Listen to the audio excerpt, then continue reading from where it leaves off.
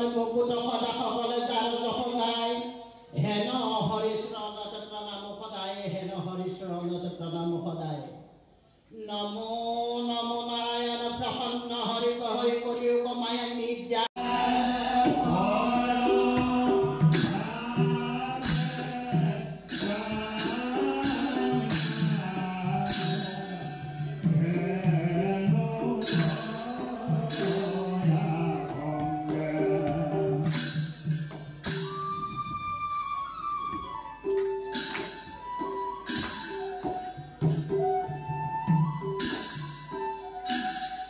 আমাৰ ভাৰতীয় জনতা পাৰ্টি অসম প্ৰদেশে আজি প্ৰাণৰ শিল্পী প্ৰয়াত জুবিন গাৰ্গ ডাঙৰীয়াৰ আজি একমাহ আৰু আমি ভাৰতীয় জনতা পাৰ্টি অসম প্ৰদেশে ৰাজ্যিক কাৰ্যালয়ৰ লগতে আমাৰ 39খন সাংগঠনিক জিলা আমাৰ 433টা মণ্ডলৰ সকলোতে আমি আমাৰ কাৰ্যকৰ্তাসকলক আহ্বান জনাইছিলোঁ আমাৰ সকলো প্ৰয়াত আমাৰ প্ৰাণৰ শিল্পীগৰাকীৰ স্মৃতিৰ কাৰণে আজি মাহেকীয়াকৈ আমি আজি শ্ৰদ্ধাঞ্জলি অনুষ্ঠান আমি আয়োজন কৰিছোঁ।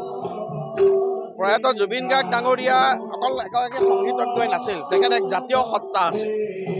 প্ৰতিজন অসমবাসীৰ হিয়াৰ নামতো আছিল আৰু আমি ভাবিছোঁ যে প্ৰয়াত জুবিন গাৰ্গ ডাঙৰীয়াৰ আজি আমাৰ ইয়াত কৈছোঁ যে তেখেতৰ আত্মাই বৈকুণ্ঠত স্থান পাওক।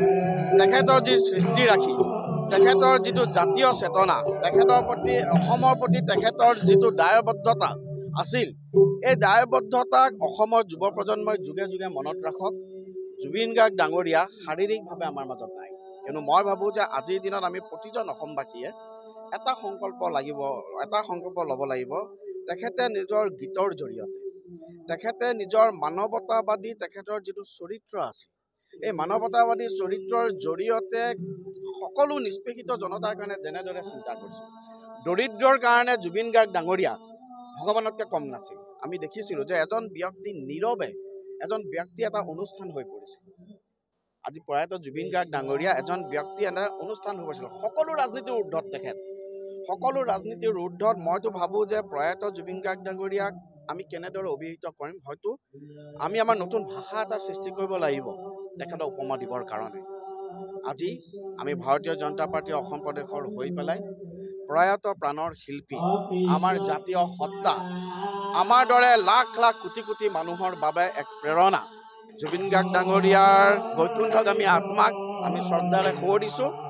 আৰু জুবিন গাৰ্গ ডাঙৰীয়াই যি আদৰ্শৰে দেশ জাতিৰ সেৱা কৰি গৈছিল, এজন জননায়ক আছিল, তেখেতৰ আদৰ্শৰে সাৰোগত কৰি আমি অনাগত সময়ত অসমৰ উন্নতিৰ কাৰণে অসমৰ সৰ্বোচ্চতম স্থানত অসমক যেন আমি লৈ যাব পাৰোঁ। আমি আজিৰ এই মাহেকীয়া দিনটোত আমি এটাই প্ৰতিশ্ৰুতি দিব পাৰোঁ, প্ৰয়াত জুবিন গাৰ্গ ডাঙৰীয়াৰ আদৰ্শৰে আমি ভাৰতীয় জনতা পাৰ্টিৰ প্ৰতিজন কাৰ্যকৰ্তাই কাম কৰি ৰাজ্যখনক আমি গোটেই পৃথিৱীৰ ভিতৰতে এক সৰ্বোত্তম স্বাস্থ্যৰ ৰাজ্য হিচাপে পৰিগণিত কৰিবলৈ আমি চেষ্টা কৰিম। আমাৰ মাননীয় ৰাজ্যিক সভাপতি মহোদয় আজি বিশ্বনাথত থাকিব।